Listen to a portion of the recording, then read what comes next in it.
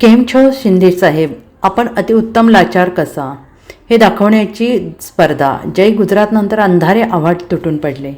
आज पुण्यातील कोंढवा कन्व्हेन्शन सेंटरमध्ये आयोजित कार्यक्रमात केंद्रीय गृहमंत्री अमित शहा उपस्थित होते. या कार्यक्रमात एकनाथ शिंदे यांनी नेहमीप्रमाणे अमित शहा यांचे भरभरून कौतुक केले.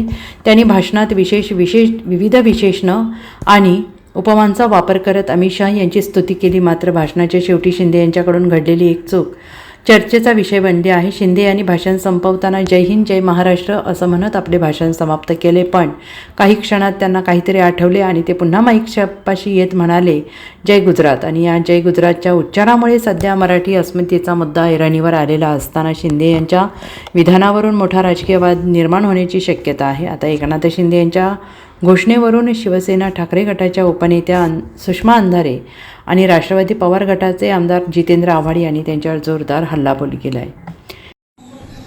एका मराठी कवीची ओळ आहे, मातीसाठीच जगावं मातीसाठीच मरावं, बाळा माती लई थोर तिला कसं इसरावं.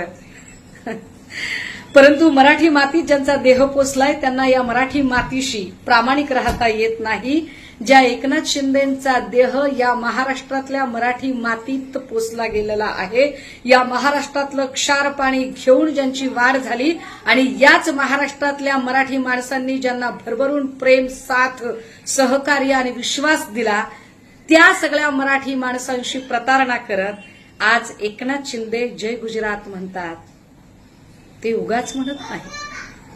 खरं तर एकनाथ शिंदेंच्या ठाई एकनिष्ठता किंवा प्रामाणिकपणा हा जरी गुण नसला तरी एकनाथ शिंदेंच्या ठाई धूर्तपणा आणि चतुरपणा ठासून भरलेला आहे.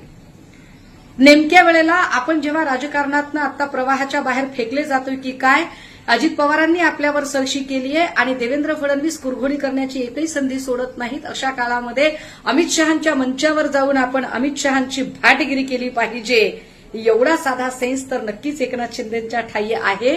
कारण उद्या जेव्हा सगळा महाराष्ट्र आणि अवघा मराठी माणूस महाराष्ट्र आणि मराठीच्या अस्मितेसाठी मुंबईमध्ये एकवटत आहे, अगदी त्याच वेळेला अमराठी मतांची बेगमी करण्याचा प्रयत्न भाजपाकडून होणं फार स्वाभाविक आहे.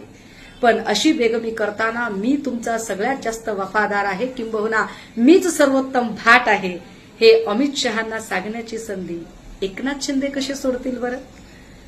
कदाचित त्यातूनच आज त्यांच्या तोंडून जय गुजरात निघालं. मात्र हा जय गुजरात ऐकून गुजराती किंवा अमराठी लोकांनी सुखावून जाण्याचं कारण नाही.